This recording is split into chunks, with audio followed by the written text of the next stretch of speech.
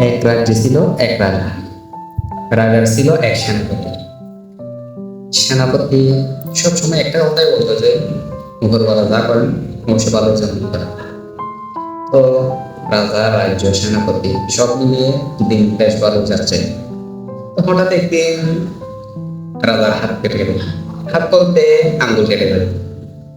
তো আঙ্গুল যখন কেটে যায়, সেনাপতি হঠাৎ দূরে আসে। দূরে এসে দেখে রাজা ব্যথা পাইছে, আঙ্গুল কেটে গেছে। এই দেখে সেনাপতি কি করলো, রাজাকে সান্ত্বনা দেওয়ার জন্য যে আবার বললো কি ভোরবেলা যা করবেন অবশ্যই ভালোর জন্য উঠবেন। এই যখন বললো, রাজার গেছে মাথা। রাজা বলতেছে, তুই এমনিতে বলস বলস, আর এখন আবার আঙ্গুল কেটে গেছে, তুই আসস করতে হবে। আল্লাহ যা করেন ভালোর জন্য করেন, তাই না? ঠিক আছে, তাহলে আমি ধরেও দিচ্ছি, আল্লাহ যা করেন তা তো ভালোর জন্যই করেন, যা ধরে আমি কারাগারে দিলাম। তখন ওই সেনাপতি একটা কথাই বলে যে উপরওয়ালা যা করেন ভালোর জন্যই করেন। এই বলে হেসে হেসে যাই কারাগারে। তো রাজার মন খারাপ, এদিকে আঙুল কেটে গেছে, এদিকে আবার সেনাপতি কারাগারে, আত্মীয় মানুষ। তো উনি কি করলো, তার বিভিন্ন সৈন্য নিয়ে আর জিনিসপত্র নিয়ে গেল শিকার করতে, বনে শিকার করবে, একটু মন হালকা করবে। তো তারা জঙ্গলে যায়, যাইতে যাইতে শিকার করতে থাকে। শিকার করতে করতে করতে করতে হঠাৎ কিছু লোক এসে তাদের আক্রমণ করতে লাগলো। এই যে বলে না, যারা পাহাড়ে থাকে তাদের জঙ্গলি বলে না, জঙ্গলি আর কি। তো আক্রমণ যখন করে, তখন রাজার সৈন্য যারা ছিল তারা এক এক পালিয়ে যায়। কিন্তু রাজা তো আর পালাইতে পারে না, দৌড়তে পারে না। রাজা রাজা মানুষ, কখনো দৌড়াদৌড়ি করে নাই বা কোনো কিছু করে নাই। উনি কি ধরতে পারবে? সবাই চলে যায়। যেহেতু একটা আঙুল নাই, রাজাটা ছেড়ে দিল। রাজা যখন আবার বাড়িতে আসে, তার রাজ্যে এসে গেল সেনাপতির কাছে। সেনাপতিরে আবার উদ্ধার করে দিল।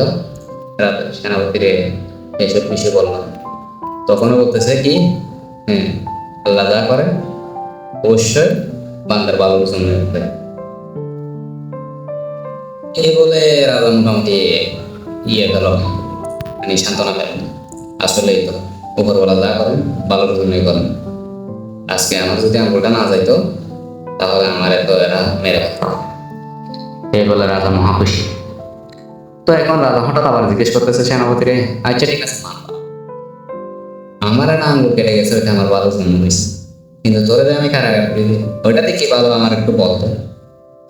এবার সেনাপতি মুসলিম মুসলিম হাসতেছে, এবার বলতেছে, আরে জনাব, আপনি যে বনে শিকার করতে গেছেন, আপনারও জঙ্গলই হইল, ঠিক আছে? আপনাদের মধ্যে যখন আক্রমণ করে সবাই এক এক করে পালিয়ে যায়, কিন্তু জনাব আমি তো আপনারা ছেড়ে যাইতে পারতাম না। আমি যদি আপনারা ছেড়ে না যাইতাম, আপনারা পাইতো পাইতো আপনার সাথে আমারই তো আর চাপ দিত না, আমারইও পাইতো। এবার দেখেন, ওদের ইয়েতে আছে কোনো কথা থাকলে উৎসর্গ করা যাবে না, ওরা আপনাকে উৎসর্গ করতে পারতো না, কিন্তু আমার তো আর কোনো দাগ নেই, আমার তো ছাড় দিত না। তাইলে আপনারা দেখেন, আল্লাহ আঙ্গুল কাটা বাঁচাই দিছে, আমারে কারাগারে দিয়ে বাঁচাই দিছে।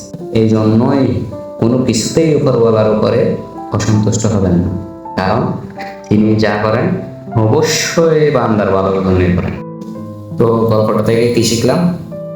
উপরওয়ালা যা করেন অবশ্যই বান্দার ভালোর জন্য করেন।